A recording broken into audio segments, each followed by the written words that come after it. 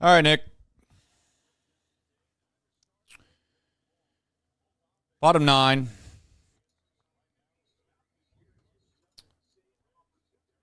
Massive save opportunity here for Emilio Pagan. Probably the hardest save opportunity he's going to have in the foreseeable future. I will say that's the term I'm going to use. I'm not going to go out on a limb and say the next 2 months or all year, nothing crazy like that. But the foreseeable future is the term I'd like to use here, Nick. Yes and no. I mean, the first batter he's facing is Jacob Stallings, so. Well, he's pitching in Mile High. He's got rain, sleet everywhere, and there's 7 runs on the board for the Rockies, and they've threatened almost every inning. First ball, 1 pitch, 1 out. Good to know. We need to probably get synced up. I don't know where you're at. I just hopefully we get a pitch clock here on the second pitch of the inning. 1 pitch, 1 out. It's always good, though. I mean, I'm not going to complain about that.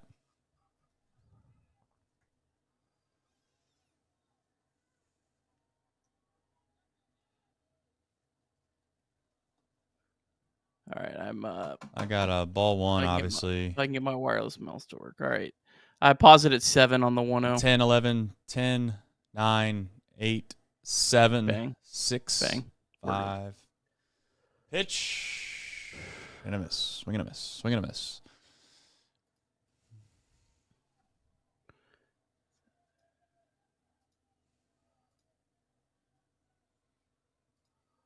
Oh, please, Emilio.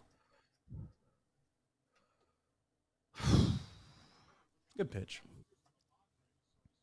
It's a good pitch. Likes if you haven't already, please. Very much appreciated, as always.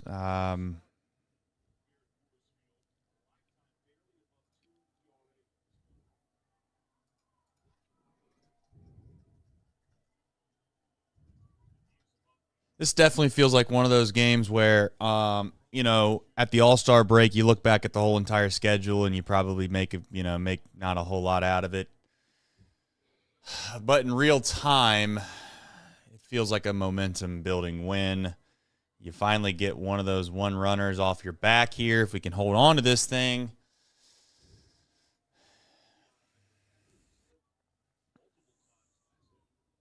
It just feels big. Is my chair short again? Is that the next thing I got to do is buy a daggone? I'm gonna have to get phone books and stuff, I can't sit any higher than that. I mean, that's just crazy noise. I'm gonna have to go focus on the game, Trace. 3. Oh. It's just high. Gosh. This umpire's been pretty good tonight in spots. Yeah. He has been. I'm not going to complain too much. There was a pitch to Blake Dunn that I Yes. thought the catcher did a nice job framing that he didn't get suckered into calling. Golly, Wins is getting absolutely beat up tonight.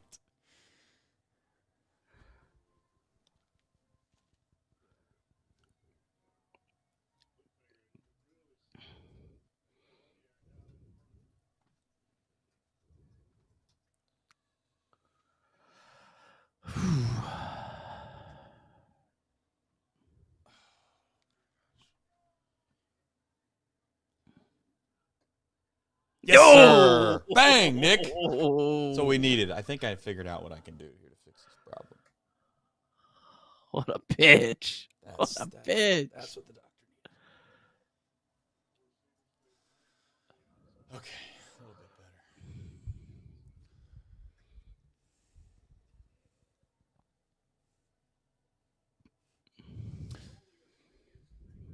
All right. One more, Nick. Good old splitter right in the middle of the zone.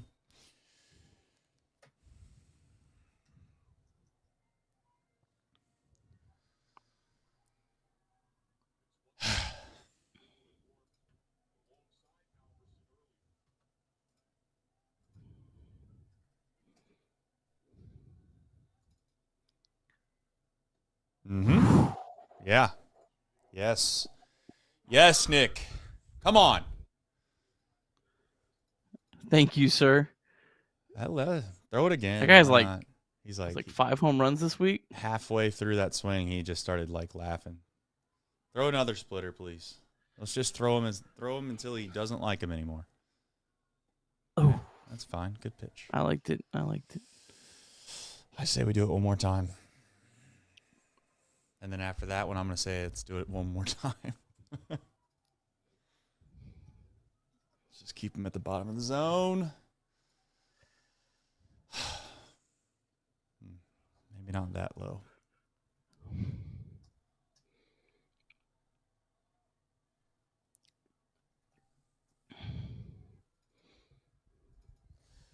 I'll tell you what, if you're going to stink,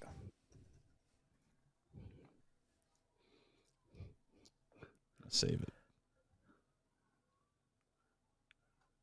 I mean, I was those Rockies fans a couple of years ago. I went and saw the Reds when they were 3-22. I mean, those are some real true soldiers out there in the rain. At least when I went, it was actually a pretty nice day. Yeah, that's getting it done, man. All right, Emilio, come on, buddy. The first game I saw post-COVID was the Reds when they were 3-22.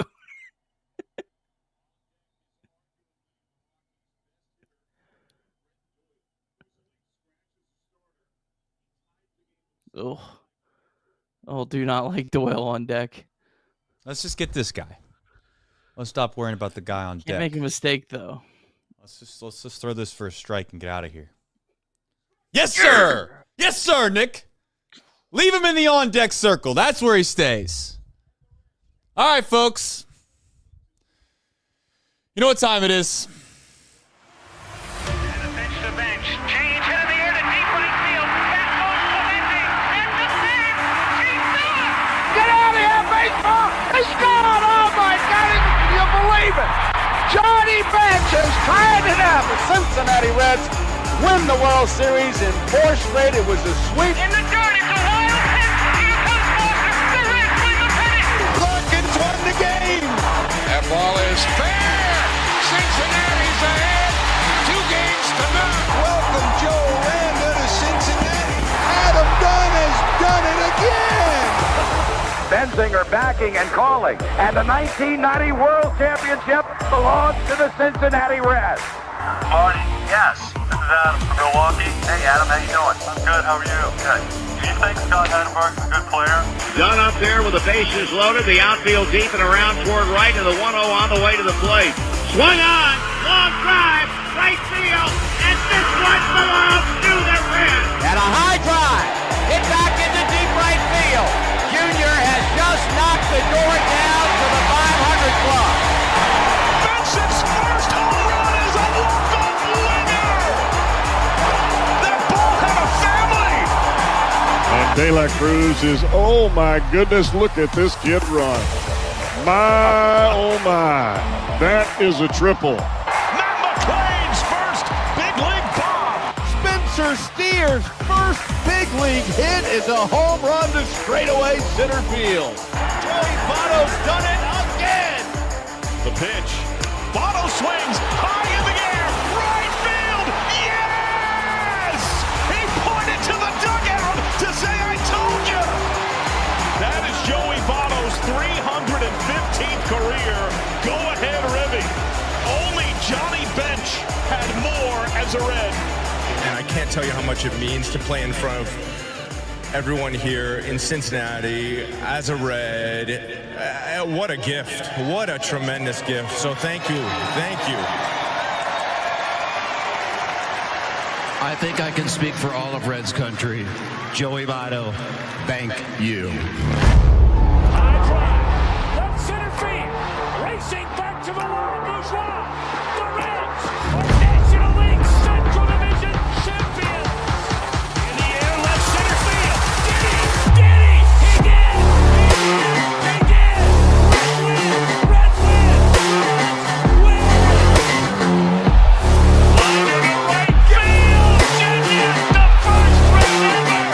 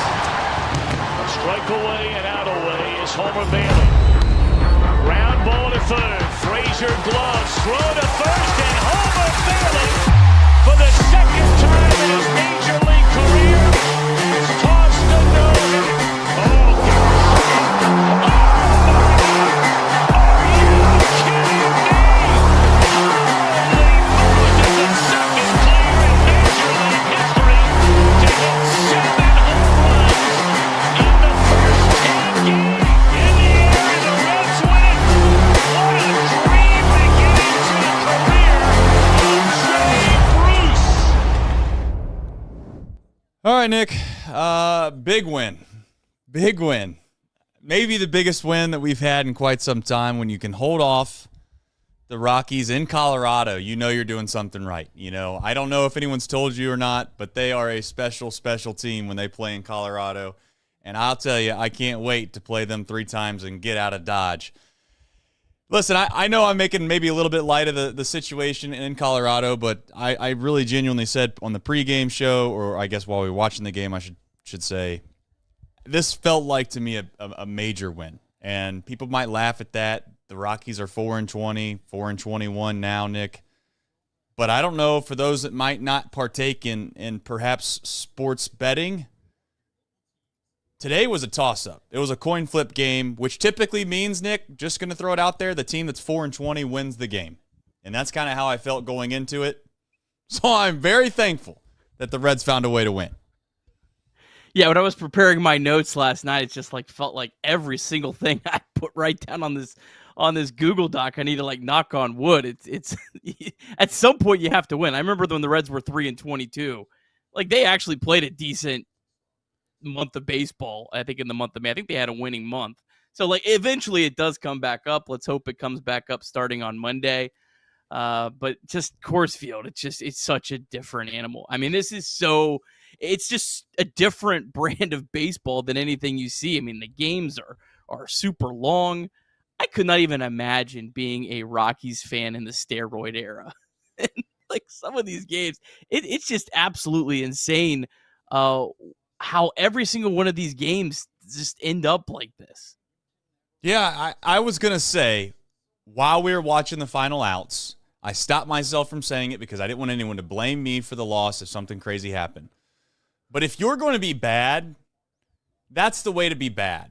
At least have somewhat of an entertaining game from time to time. These, 12 to 10s, 8 to 7s, whatever that number ends up being on a nightly basis in Colorado, at least that's enjoyable to watch. There would be nothing more painful than to win 55 games a year and have to suffer through 2-1, 4-0 losses on a nightly basis. What else is kind of wild on a night like tonight is these super chats already. I'm going to run through them in order. Optimistic John is on another level right now. First of all, he's been a member for 11 months as a nutcutter. Thank you very much. He says, happy and optimistic 11 months. Yeah, that's what they say about you, John. I know. I've seen you in the chat, and I got to tell you, your name, it holds true on a nightly basis. Daniel Myers says, Fireball. Daniel. Great show, Daniel. Listen, I tried telling you, I can only do this for every series win. For every series win. I'll tell you what, if they win the series and then they sweep the series, I'll do it on back-to-back nights. But you super chatted, so it makes me feel like I got to do it. That's the problem with all this. Optimistic John then chimes in again with a super chat and said, this is for Espinal, a hitter. Least K's in the game, 3 for 5 with an RBI and a run scored, played at second as good as any second baseman we have. That is true. Michael Roth with a bomb. A bomb.com. Here comes Michael Roth. Nick, Marte is El Bombero. By the way, his name, Bombero is what I'd read. Sounds too much like Barrero. Maybe so. I don't know if I want to put that out there. But his name is Noel V. I'm going to make sure I say that from now on. But Marte is El Bombero. I'm buying the jersey during the intro. It's gold. Almost forgot there was a Reds game tonight, while the Bengals were repeatedly stabbing their own toes in the draft. ATOBTTR. That's right. That's what they always say in this town. You know what happens when one team does something, the other team picks them up in this town. That's what they've done for years. Years. As a Reds and Bengals fan, I'm sure you know that if one will let you down, you don't have to wait long for the other one to pick you up. Isn't that how it always goes? I don't know. The NFL draft is what it is. I always say, I'll let you know what I think about the draft in 3 years. How about that? All right, back to the show. Thank you for the super chats, folks. We have a box score recap. We have a deep drive of the day to get to, obviously. You have a whole plethora of things to get into on the rundown. I will save my thoughts on those before we get into the box score recap, or after we get in the box score recap, presented by yourself. Nick, good luck, because this thing was a wild ride. All right, Reds taking on the Rockies, first of 3 at Coors Field in Denver. Rockies interplay 4-20 on the season, off to one of the 5 worst starts in Major League history. Lefty Andrew Abbott against lefty Kyle Freeland. Top of the first, Noelvi Marte drove in the game's first run with a single. That made it 1-0 Reds. Top of the second, though, the Rockies tied the game when Andrew Abbott walked in a run. But in the top of the third, the Reds regained the lead. Noelvi Marte RBI ground out, followed by a Spencer Steer 2-run bomb to left field, put the Reds up 4-1. But that lead didn't last long either. Andrew Abbott gave up 3 runs in the bottom of the third, and he was really fortunate it was not worse, as he gave up a ground rule double that would have easily scored an additional run.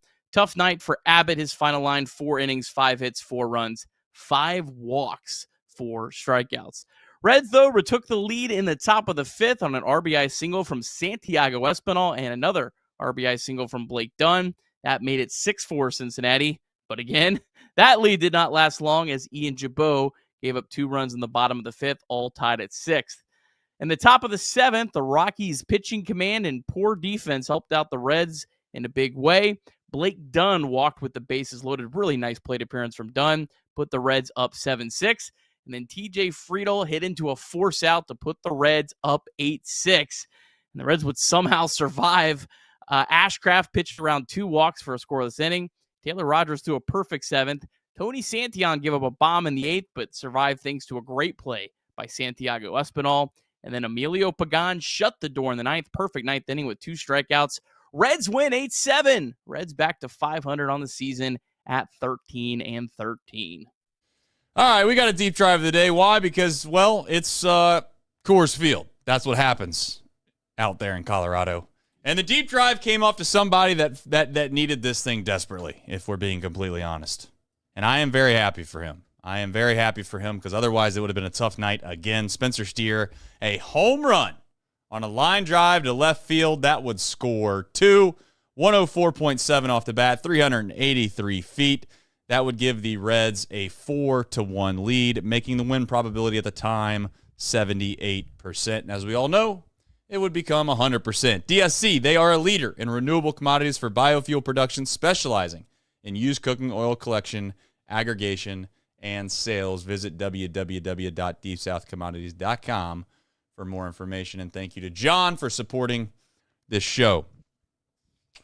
Well, we'll start with the wild game. I think when you go to Colorado, Nick, you kind of know this is part of it. You don't really hold the pitchers maybe to the standard in which you would traditionally hold them to. On a night like tonight, if Andrew Abbott threw almost anywhere else in the league, we would be frustrated, upset, probably asking questions about why this happened.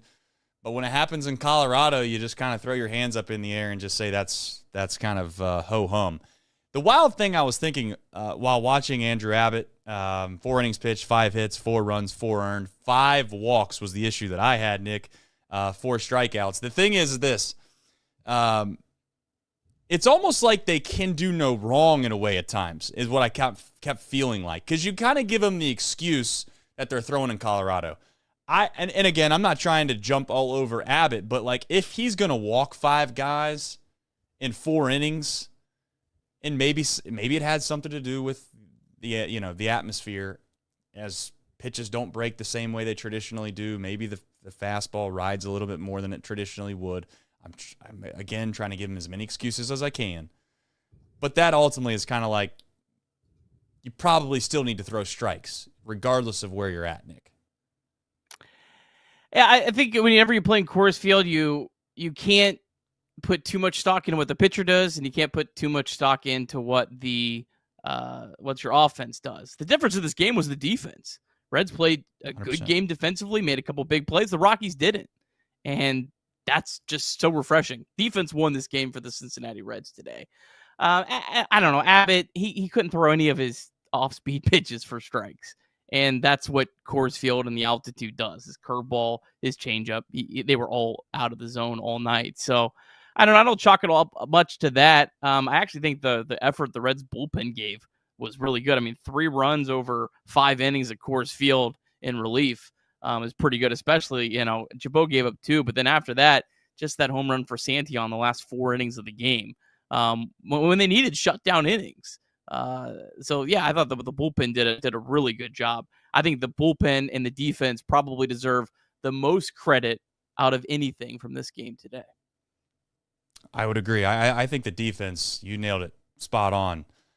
I don't know if we're going to get to it. I doubt you have it in the rundown, and I know it is relatively probably for many not even a big deal, but I thought in the bottom of the 6th was actually a very good defensive inning for the Reds. There's a ground ball to Elly.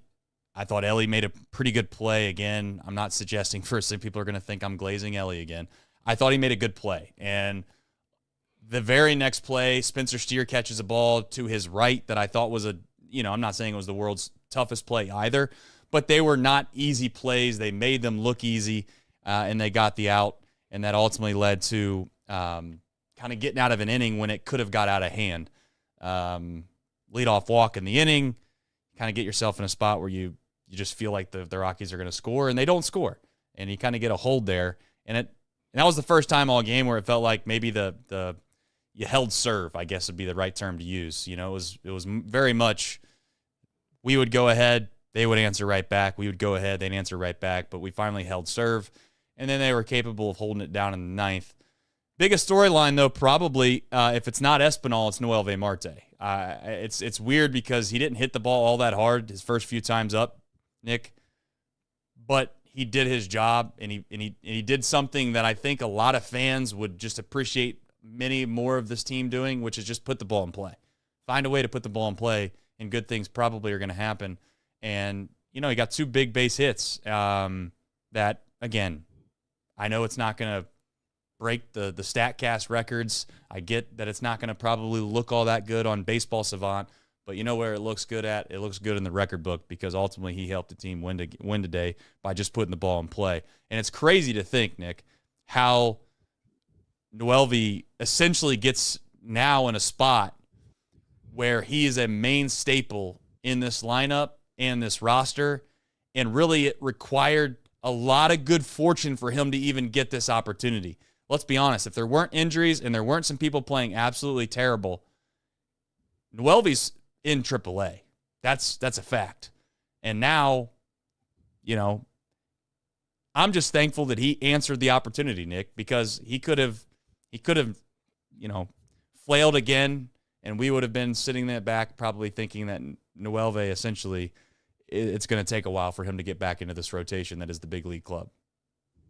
Yeah, I did not have Noelvi Marte batting 5th in the month of April with pretty much every regular in the lineup, at least against a left-handed pitcher. But he's playing with a ton of confidence right now. I mean, his numbers, oh man, it's so good to see a 353 and an OPS over 1,000.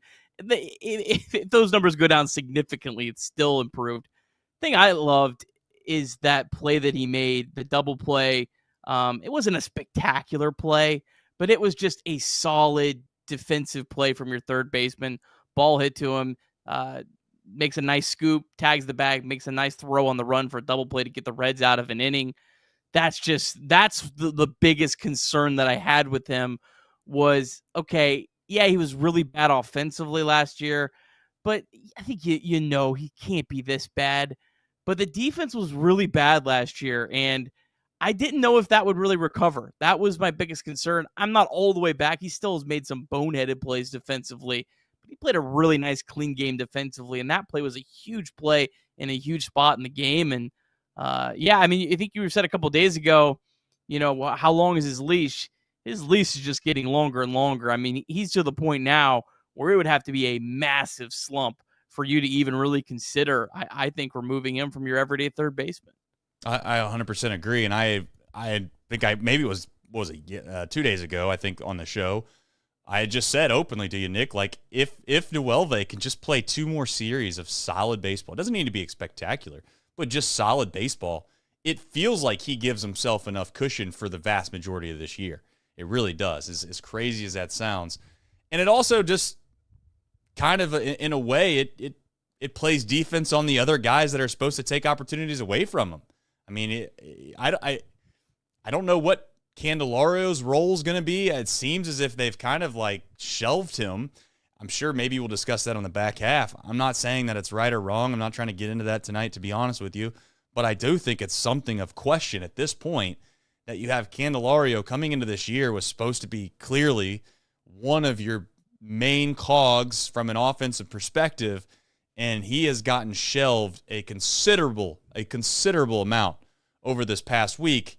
And when guys like Noelve play the way they do and Espinal play the way that they do, it really starts to make things really difficult for a guy like Candelario, because I think there's just this domino effect. And ultimately, I guess McLean, probably his name should be brought up during this show at some point.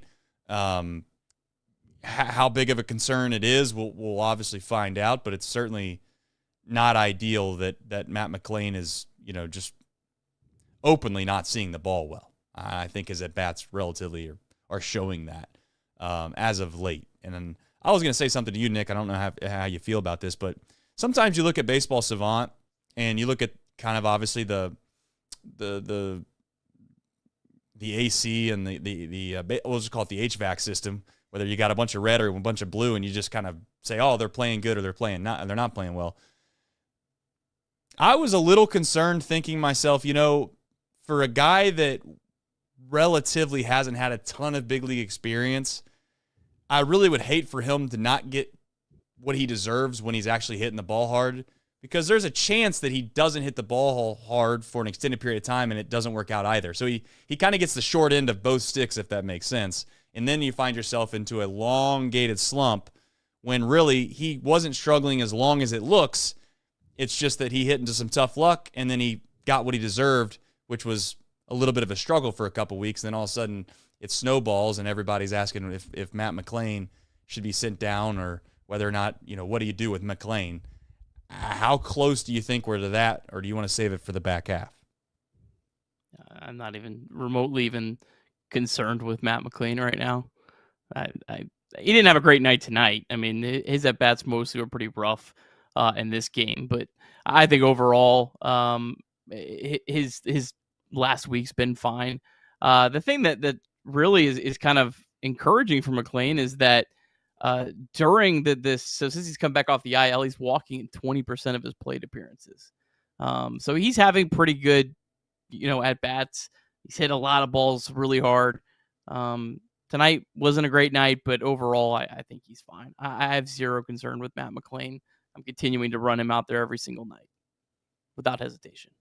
I tend to agree with you. But I will openly admit that having Espinal continue to play the way he's playing, man, he makes this whole thing kind of weird. He just makes it a little weird. And listen, I'm not here to say that he should take away starts from Matt McLean, to be very clear. It just makes it very enticing that you got to get that guy in as a defensive replacement, what seems to be towards the back end of a game, and who do you put him in for? I mean, it is kind of, I don't know. I don't envy Tito when it comes to this stuff, to be honest. But all right, anything else that you got to add before we jump into game time? No, I have Espinal on the back half, so let's save a little bit of more conversation about him. All right, for those that don't know, Game Time. It is the official ticketing partner of Chatterbox Reds, and myself and Nick use it all the time. Anytime you need tickets, please download the Game Time app. As we've said before, and we'll say it again, you can look no farther than anywhere to turn to when there's last-minute ticket opportunities. Go ahead and wait, and then when it's game time, perhaps you can pull the trigger on some tickets. And what you can also do is you can use the code CBOX. That's CBOX. You can get $20 off your first purchase. Terms do apply. But again, for those that are new to Game Time, download the app. Use the code CBOX. That's CBOX. You get $20 off your first purchase. 2 clicks, you're in and out. Got the value button there, or the value kind of meter, if you want to call it that, inside the app that I've used multiple times. And if it's not sports, they got concerts as well, and they got other opportunities anywhere you might need a ticket. Download the Game Time app, have it on the phone just in case you need it, and don't forget to use the code CBOX, CBOX. $20 off your first purchase. Terms do apply. On a night like tonight, you might not think about it, but 988 is always there. Text and or call day or night. Anonymous hotline. It's okay to not be okay. All right, couple supers here before we get going in the back half of the rundown. If I can get to them. Rolf again with the super. He says, El Bombero. Hopefully I'm saying that right. El Bombero translates to the firefighter. He plays the scorching hot corner. I don't hate that, Rolf. That's actually some upper level thinking. Do I need to put that in the Google Translator and that will 100% translate to the firefighter? If so, kudos to you. I want to know, Rolf, do you know Spanish or do you just use the translator yourself? Let me know. Bryce says hashtag ATOBTTR. If you don't know what that means, and this one belongs to the Reds. Bengals fans not happy. Go figure. But hey, Reds win. So I'm happy tonight. Yeah, listen, I'm thankful the Reds found a way to win because it seems as if the Bengals fan base, at least on my timeline on social media, they're just not happy about anything right now. Not happy about anything. And here comes Rolf with another super. I love you, Trace, but you've never worked on an HVAC system. How'd you know, Rolf? How'd you know? I do know this. I know what a thermocouple is. I know what a flue is. I know what a return is. That's all I got. You've never worked on an HVAC system. Also, I bought tickets on Game Time for the 5:14 Pete Rose game, right field by the Bow Tie Bar. That's right, baby. Pete Rose game, I don't know if you know, Nick, but he played for the Big Red Machine. And I don't know if you know, but they were a very good baseball team in Cincinnati, one to be proud of, and even more so, I think they're giving out jerseys to every single person that attends that game. That's actually a pretty cool little nugget, I believe. Asterisk on that. That's just off my memory, not something in front of me that I know for a fact. Scott Shumate. Hopefully I said your name right. He said, Coors Field, where ERAs go to die. I think that's weird. Coors Field, where ERAs go to die and batting averages rise. Go Red Legs. Needed this one. We did need this, Scott. I'll continue to say this. Not every win is worth the same, and not every loss is worth the same. There is certainly a thing in the human nature of momentum. I believe in momentum in sports. I think most people that watch sports over a long period of time and or played sports, it's hard on a piece of paper, Nick, to really digest what momentum is. So then some people scoff at it. They say it's nothing. That's it's no big deal, or it's nothing. You're just making that up. You can't prove it. Well, you can say that about a lot of things in life, but I believe in momentum, and I feel like this is a momentum type game for this team, especially when you add on the fact that it was a one-run game. I know that we beat this like a dead horse from time to time, and the chat certainly does every time we lose a one-run game. But we've got to, at the end of the year, Nick, when you look back at the Reds' record on one-run games, it just has to be at least somewhat close to what you would expect. It can't be lopsided like it was last year. And it started to feel like, Nick, I'm not saying it's going to be, but it started to feel like, here we go again with this one-run game stuff. So I think that adds to the mix. Your thoughts? Well, I mean, it was very nice of Tony Santillan to give up a home run so the Reds could get the one-run win tonight. Right. So, I mean, he's just, he's a leader in that regard. I do have a point just for Scott's super chat to add on to it. Kyle Freeland is second all-time in Rockies pitchers in wins above replacement. I mean, you want to talk about how hard it is to pitch a Coors Field. And this is a guy that's, been a pretty mediocre pitcher throughout the course of his career. Second all time in their franchise history. That's you, Nick. Nick, you come with the stats. You come with the hard hitting stats. Nothing wrong with that. Spencer Steers on the back half of the rundown to start it. I guess I don't really know what to say about it because it's Coors Field. I want to get excited for Spencer. I hope this is the case. I hope this gets him on the right path. And as I've said 1,000 times, I'm not rooting for the guys that I've said have been bad and we need to do something with to continue to be bad. If Candelario would like to wake up tomorrow and decide to hit 4 home runs and go on a tear and be the best hitter on this Reds team for the rest of the year, and people want to take the thing that I was saying or the video that I had the other day where I was getting on him about the horrific at-bat he had in extra innings, I'm fine with that. That's cool. Whatever it takes to win, please do so.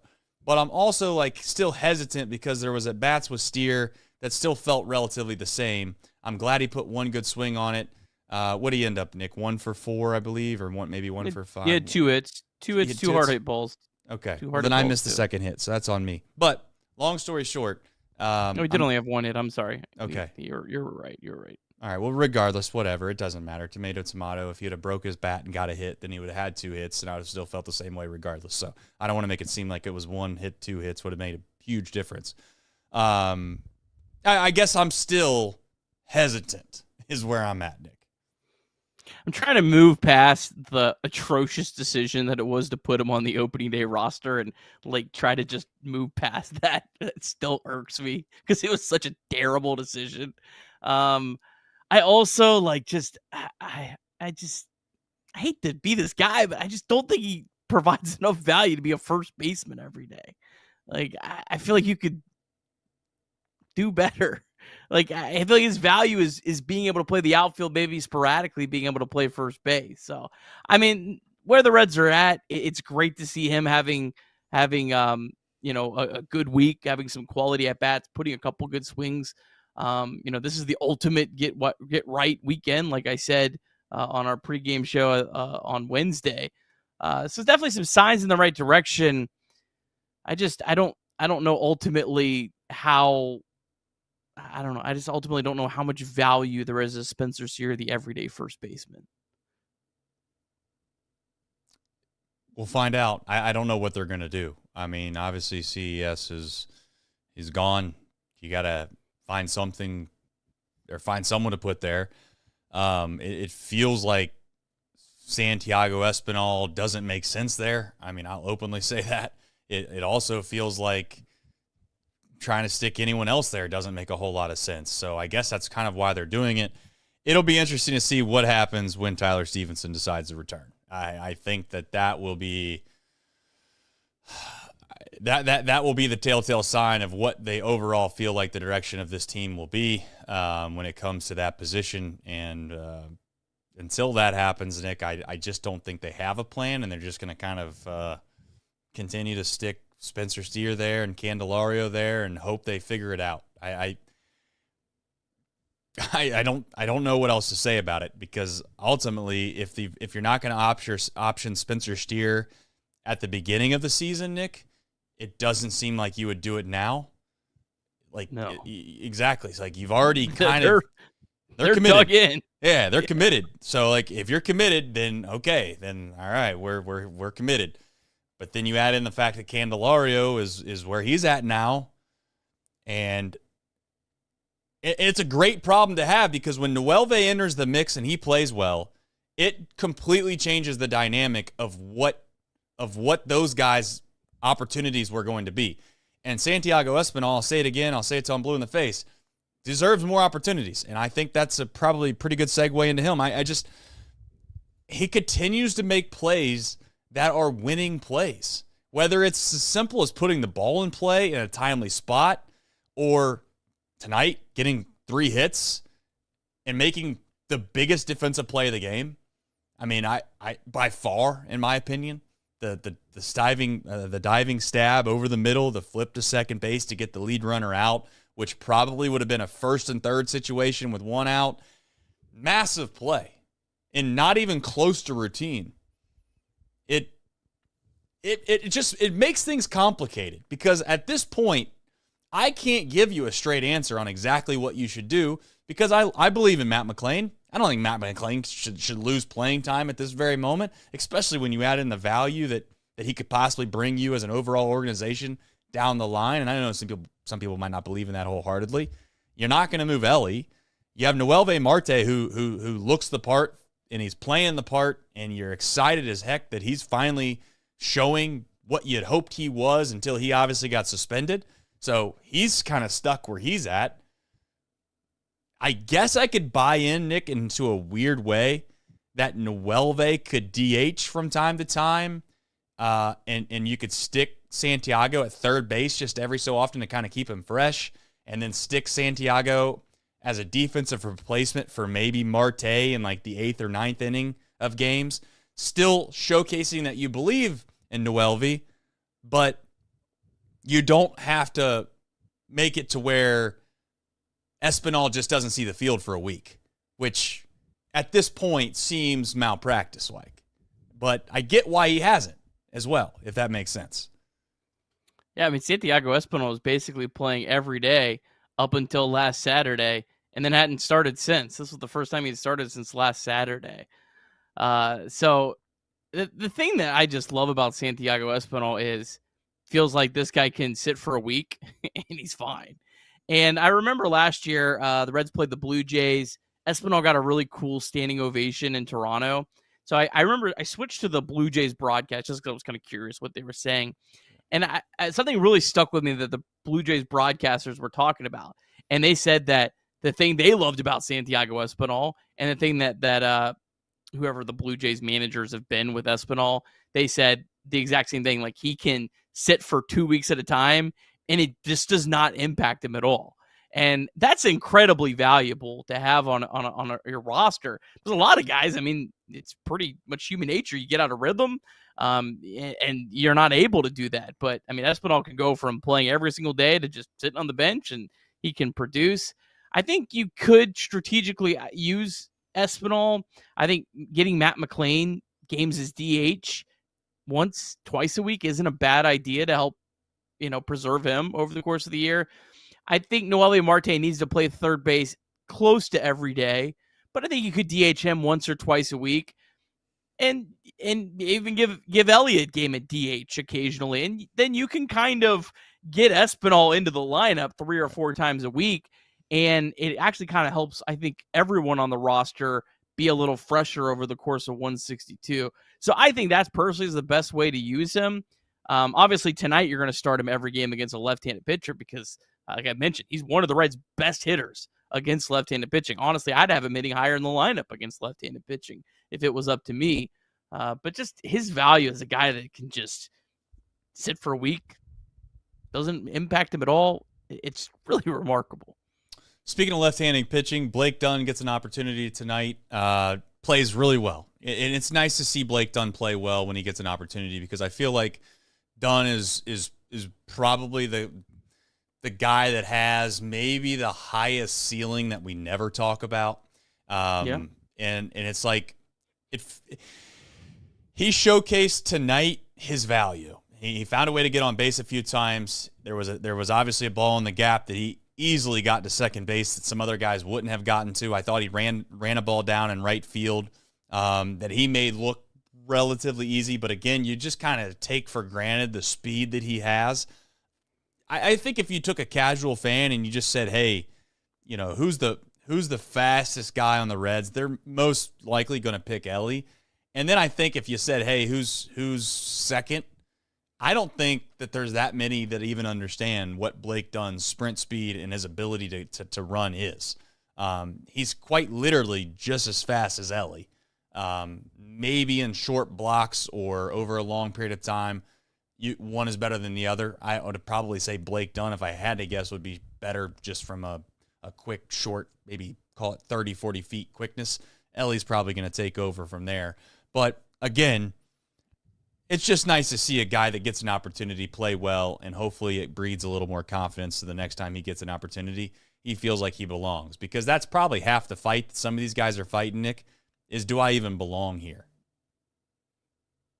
Yeah, the walk that Blake Dunn drew in the 7th inning was a tie game. I mean, that was the biggest plate appearance of the game. The Rockies elected to bring in a lefty to face Dunn because they didn't want Tito to go to, I'm assuming, Gavin Lux on the bench. And Blake Dunn made him pay. I mean, he saw, how many pitches did he see in that? 7 pitches. So worked the count, laid off a couple really tough pitches. One in particular, on a 2-2 count. Yes. It was clearly a ball, but it was one that the umpire, it almost felt like he was wanting to call it, and he was like, I can't call it. But no, he had a good game, plays great defense. And yeah, on sprint speed, I was actually looking this up the other day. Elly's actually 4th right now, and it's a small sample. I think he'll get up higher. 4th on the Reds. Marte's number 1. Marte and Dunn are tied for number 1. McLean number 3, and Elly number 4. I didn't realize Marte was that fast. I didn't realize he was fastest guy on the team fast. So there's some really good athletes on this team. Dunn plays really good defense out there. Sometimes it's a little bit of an adventure, but he's able to kind of overcompensate a lot of times. But yeah, he's a good ball player, and he's a nice guy to have on the roster. I love what you said about maybe the guy with the highest ceiling that we don't talk about enough. Yeah, I mean, I'm not saying whether or not we talk about him enough is to be debated, but I definitely think he's probably a guy when we sit here and we try to forecast this whole entire roster and we get into the Will Bensons of the world and we talk about McLean, Elly, and CES and Marte. He just doesn't get brought up. And I guess all I'm saying is that he has an opportunity, not to be just as good as some of those guys, but certainly to at least be in the mix, to have a role on this team moving forward. And I think the only area of opportunity that the Reds probably would hope that he would continue to excel in, that would give him a chance to stick, is obviously at the plate. If he can put the ball in play and find a way to get on base, Blake Dunn's going to stick around.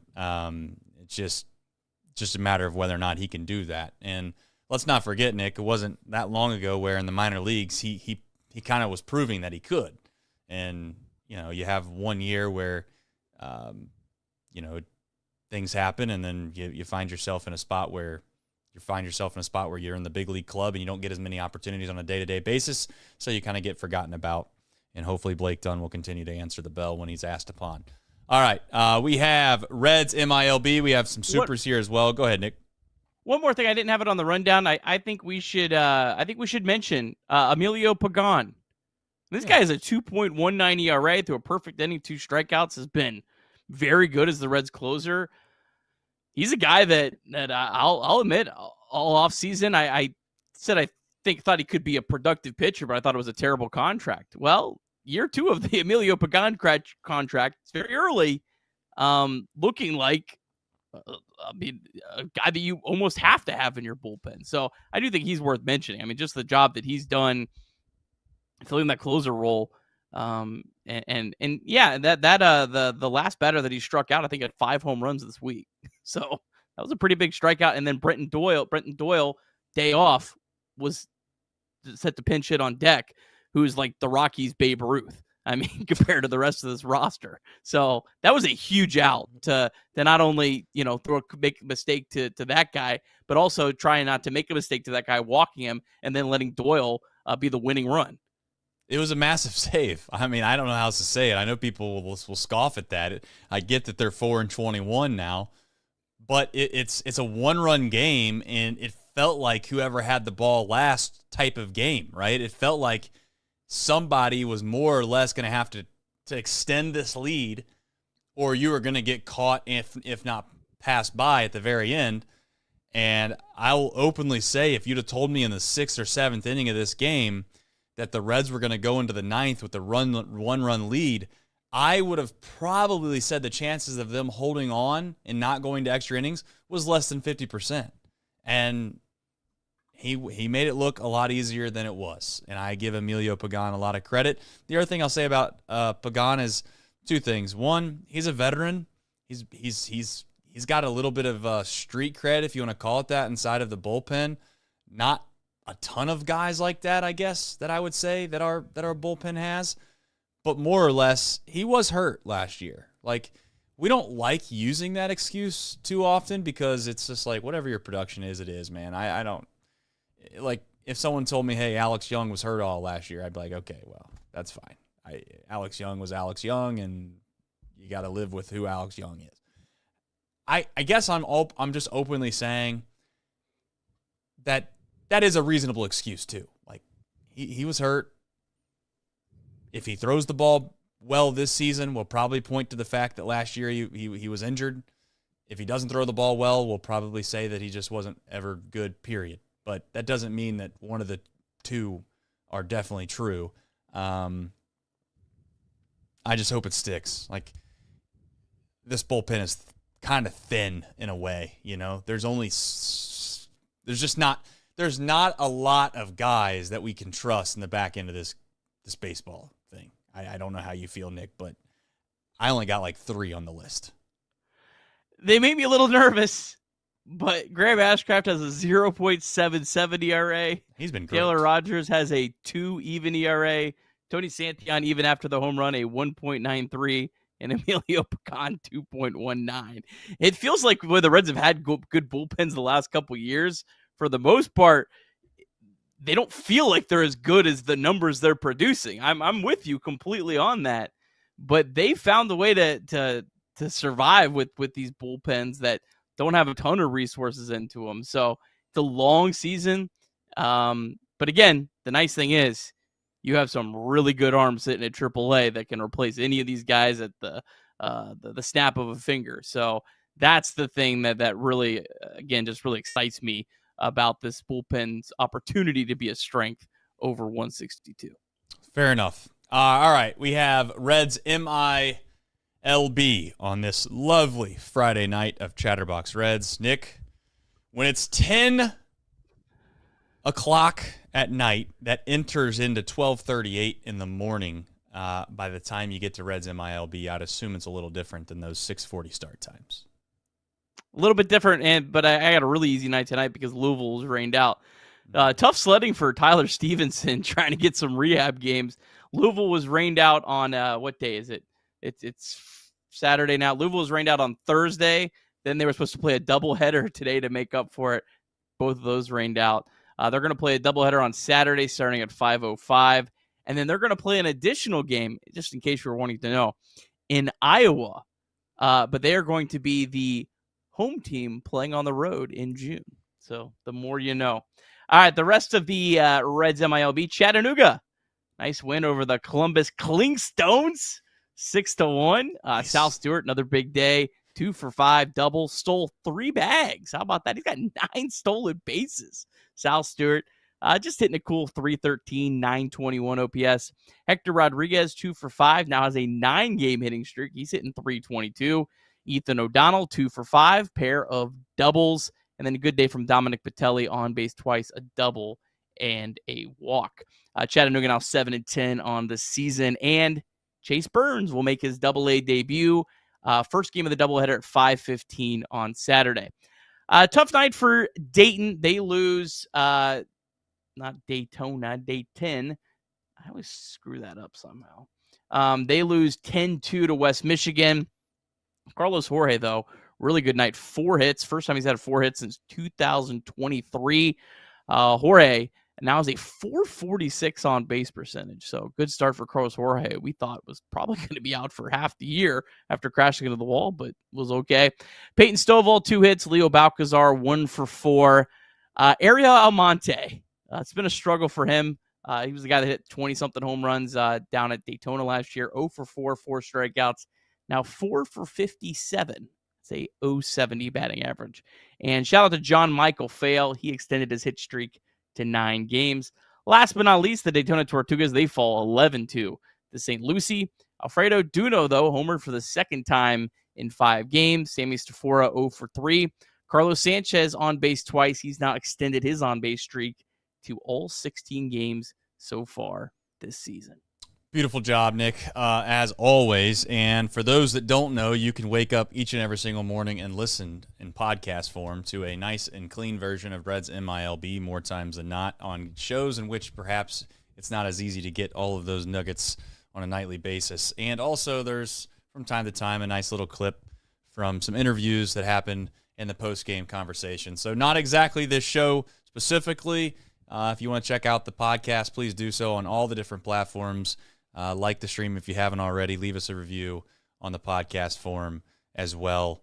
If you leave us a 5-star review, we'd greatly appreciate it, but we obviously know that maybe you've already done that because we've asked you for what seems like 3 weeks in a row. So, who knows? I don't know. Nick, I got to tell you, before we jump into the who, what, when, where, and why, and you're going to dig around and try to find that pillow, that's fine by me. I'll go ahead and try to buy some time. They play tomorrow, and by tomorrow, I mean today, because I don't know if you know or not, but it's 12:42 in the morning here on the East Coast, so that means that they do play today. Nick, little who, what, when, where, and why. Yeah, random 3:10 game on a Saturday. That's certainly don't see that every week. Hunter Green up against Antonio Senzatella. Senzatella has been in the Rockies organization since 2011. 1-3, 4.81 ERA this season. Career 4.90 ERA with the Rockies in over 700 innings. But given Coors Field, that's actually probably not all that bad. Guy that's battled a ton of injuries, had a torn ACL, elbow sprain, only made 5 starts from 2023 to 2024. And this year has been a roller coaster for him. First 2 starts, didn't allow a run over 9 2/3 innings, but allowed 19 hits in those 2 starts. Then he gave up 8 runs against the Brewers and 4 runs against the Dodgers. His last time out, 1 run over 6 innings against the Nationals. Relies on 5 pitches, a 4-seamer slider, changeup, curveball, and sinker. Fastball averages 94.3. 2-1 with a 5.76 ERA against the Reds in 5 career starts, but has not faced the Reds since 2022. 3 active Reds. Only 3 active Reds have ever faced him. Gavin Lux, 8 for 20, but 0 extra base hits. Candelario, 0 for 3. And Tony Santillan, the other one that's faced him, is somehow 0 for 2. Has 2 at-bats against him. Hunter Green, coming off his worst start of the year, allowed 5 runs over 3 innings against the Orioles. ERA ballooned from 0.90 to 2.35. 1-1 with a 6.91 ERA in 3 career starts against the Rockies. 10.8 ERA in 2 starts at Coors Field, but those were 2022 and 2023. Last year only faced the Rockies at GABP and only allowed 1 run over 6 innings with 10 strikeouts. Active Rockies against Green are 6 for 22. Doyle has a home run, 2 for 4. And a couple other guys have home runs as well. Nice job, Nick. All right, we got some super chats. I also want to say before we get to these super chats, Nick, I'm not all the way there yet, but I finally did what I told you that I should have done years ago, which is I got a bunch of, trigger buttons now. I'm going to openly say hopefully this goes the way in which I think it's going to go here in just a moment. But if it doesn't go that way, then I will just openly say I'll fix it. But it's the first time for everything, so we'll see if this goes the way I will. Nick, I will also tell you that there's a little bit of surprise after the dunk, so you're probably going to have to hold off on the overlay until you kind of get to the point where you realize it's probably time to throw it up. But I about fell out of my chair when I noticed that. I tried to hold it together when you did that. I tried to hold it together, but I was like, yeah, I noticed that you had seen that. But nonetheless, the ritual will stay the same. We will get the Nicolas Cage pillow out of the way now before we do some supers. Nice job, Nick. Really nice. Good work. All right, super chat time. We have Scott. He's coming up here in just a minute. I'm trying to figure out where I left. DK Donkey Kong. He's next. He said, "Feel the rain on your skin." Go ahead, Nick. You do that. That's your job. No, that's enough. That's enough. Okay. I can't sing. If I could sing even the slightest bit, I would sing that. But it's "Feel the rain on your skin." No one else can feel it for you, I think is what he was going after. Nick and Trace, series dub tomorrow. So close you can almost taste it. Yeah. Yeah, that was the rally cry in 2023. Scott Shumate. Shumate. I'm not a clue in the world how you say it, but he said, "I like the attempted pronunciation, Trace. Truly said my last name, unlike anyone else. Has love it. Not complaining. Spinal SL Hombre." We've got a lot of comments about pronunciation recently. Yeah, I also say my apologies to Noel V and his family for saying Noel V. I got to tell you, though, I was thinking it. I was saying it out loud. I think Noel V Marte sounds a lot better than Noel V Marte. It just rolls off the tongue better. But you know what? I'll try to, people parents name their kids a certain thing that they want them to be called. So I'm going to do my best to say Noel V. Shumate. Carlton Van Hoy says a half a game ahead. Half a game ahead of the Brewers. All right, Supers. I'm going to need you guys to do me a favor. I know it's late, really late on a Friday night. Maybe you've had a little bit to drink. I'm not sure.